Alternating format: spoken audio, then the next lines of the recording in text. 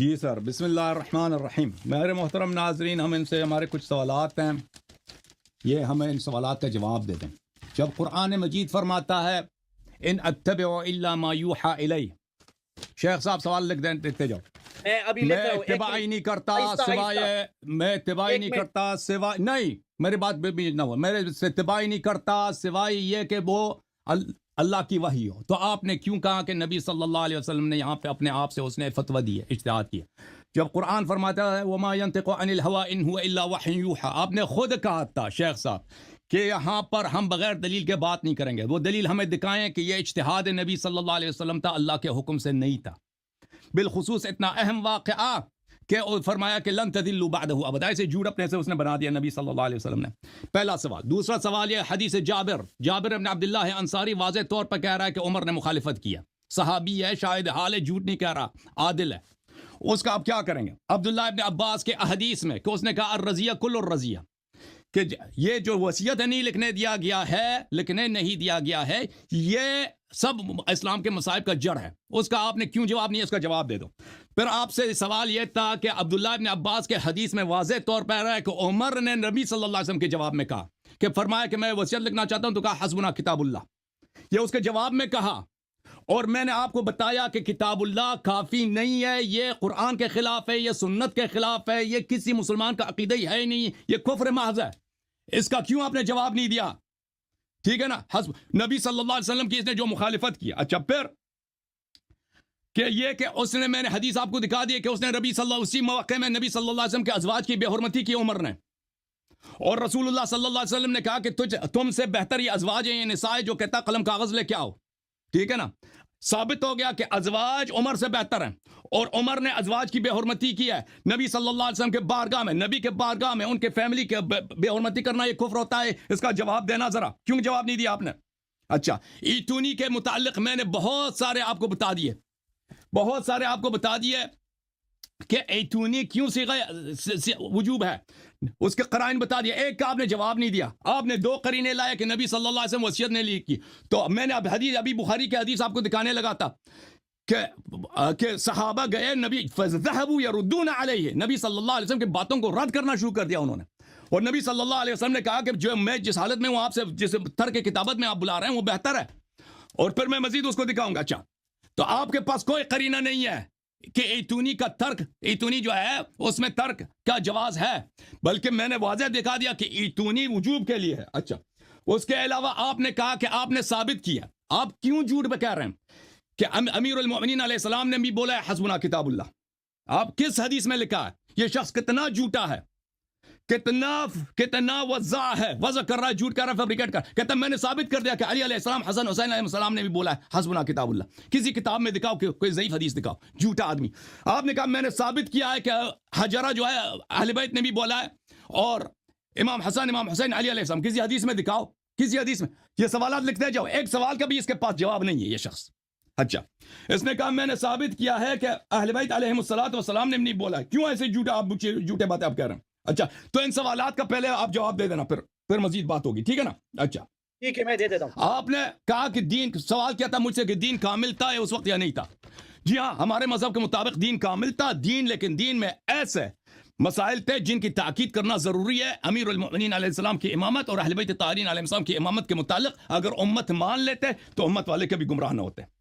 اچھا، تو آپ نے کہا کہ عمر سے خطاب تھا تو اماموں کو کی دیا جائے. تو اس کا جواب یہ ہے میرے بھائی کہ ابھی میں آپ کے خدمت میں پڑھنے لگا تھا کہ وقت ہمارا ختم ہو گیا تھا پچھلے پروگرام میں. تو ہم آئے تھے عمدۃ القاری عینی صاحب کی کتاب ہے، ٹھیک ہے نا، کہ یہ کہہ رہے ہیں کہ صحابہ کو کیوں نہیں لکھایا. آپ بار بار کہہ رہے ہیں کہ اتنی اہم بات کو عمر کو وہ لکھا رہے تھے. عمر کو نہیں لکھا رہے تھے، پوری امت کو لکھا رہے تھے.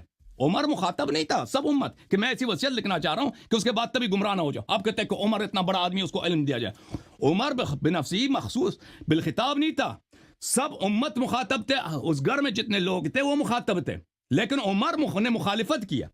عمدۃ القاری میں ملاحظہ کریں، فذهبوا يردون علیہ. صحابہ نے شروع کیا، یہ بخاری کی حدیث ہے، صحابہ نے شروع کیا نبی صلی اللہ علیہ وسلم کی طرف گئے اور اس پہ کو رد کرنا کہ تو غلط کہہ رہا ہے تو. اچھا، اس کو رد کرنا.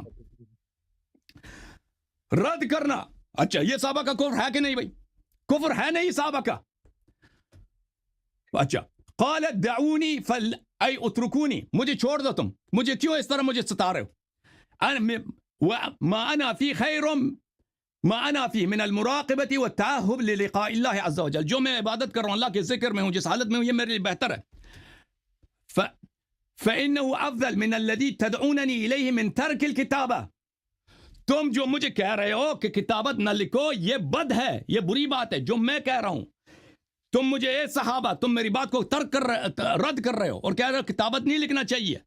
فالذی انا فی خیر مما تدعونی الیہ، جس حالت میں ہوں وہ بہتر ہے اس سے جو تم کہہ رہے ہو. ولہذا قال ابن عباس، اسی لیے ابن عباس نے کہا ان الرضی کل الرضی ما حال بین رسول اللہ صلی اللہ علیہ وسلم. عبداللہ ابن عباس نے کہا تو صحابہ کا کفر ثابت ہوا یا نہیں ہوا بھائی؟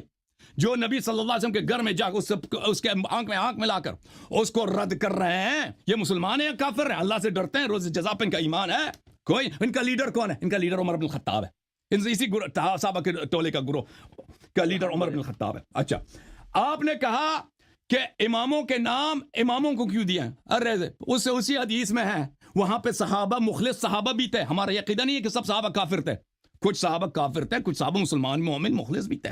اسی حدیث بخاری میں کہ کچھ صحابہ کہہ رہے تھے، نساء بھی کہہ رہے تھے کہ وصیت لکھنے دو. تو رسول صلی اللہ علیہ وآلہ وسلم نے وہ لوگ جو نبی صلی اللہ علیہ وسلم کی بات کو رد نہیں کر رہے تھے، ان کو رات کو بلایا، ان کو وصیت لکھوایا. ٹھیک ہے نا؟ کہنا کہ بھئی علی علیہ السلام کو کیا ضرورت ہے یا حسن حسین کو کیا ضرورت ہے، ان کو کیوں نام لکھوایا؟ تو یہ اسی کا کتاب سلیم کی حدیث میں ہے کہ وہاں پہ صحابہ بھی موجود تھے. تو آپ کو اتنی جہالت ہے. اچھا آپ نے کہا کہ اگر حضرت علی علیہ السلام وہاں پہ نہیں تھے تو حضرت علی علیہ السلام کی اہمیت ہی نہیں ہے، اور اگر تھے تو انہوں نے کیوں تلوار کیوں نہیں اٹھائی ہے؟ بھائی پہلے بات یہ ہے کہ کسی روایت کسی حدیث میں نہیں ہے کہ وہ تھے یا نہیں تھے. ٹھیک ہے نا؟ میں عرض کر رہا ہوں اگر آپ کہتے ہیں وہ وہاں پہ تھے تو ثابت کرو. ہمارا ادعا نہیں ہے کہ وہ تھے یا نہیں تھے. ٹھیک ہے نا؟ ہم کہتے ہیں تھے یا نہیں تھے. اگر نہیں تھے تو کیوں وصیت ان کے لیے تھی نہیں؟ بھائی وصیت ان کی ولایت عہدی ہے، وصیت تو ان کے لیے بقیہ امت کے لیے ہے، وہ ان کا تو کل ایمان ہے، ان کو کیا ضرورت ہے؟ ٹھیک ہے نا؟ وصیت تو دوسروں کے لیے ہے، وہ تو ہادی کل ہیں. وصیت تو دوسروں کے لیے تاکہ ان کے امامت کو مان لیں. ٹھیک ہے نا؟ تو اور اگر وہ وہاں پر تھے تو انہوں نے کیوں مثلا، آپ کی یہ نہایت جہالت ہے کہ اگر وہ تھے تو انہوں نے تلوار کیوں نہیں اٹھائی مثلا، یا اگر وہ غائب تھے تو علم غائب ہے وہ آ جاتے یہاں پہ نصرت کرتے، سستی کیوں دکھائی؟ بھئی وہ رسول صلی اللہ علیہ وسلم کے حکم کے تابع ہیں، رسول صلی اللہ علیہ وسلم سے کوئی مخالفت نہیں کرتے. رسول صلی اللہ علیہ وسلم اگر ان کو حکم دیتے کہ یا علی ان مخالفین منافق صحابہ کو جہنم واصل کر دو، امیر المومنین علیہ السلام حتماً تعمیل کرتے. نبی صلی اللہ علیہ وسلم نے حکم نہیں دیا ہے، نبی صلی اللہ علیہ وسلم نے اعراض فرمایا، ان کو نکال دیا گھر سے. ٹھیک ہے نا؟ تو یہ تم نبی، اور پھر یہی اعتراض تم اللہ پہ بھی کر لینا نا، اللہ بھی تو دیکھ رہا نا.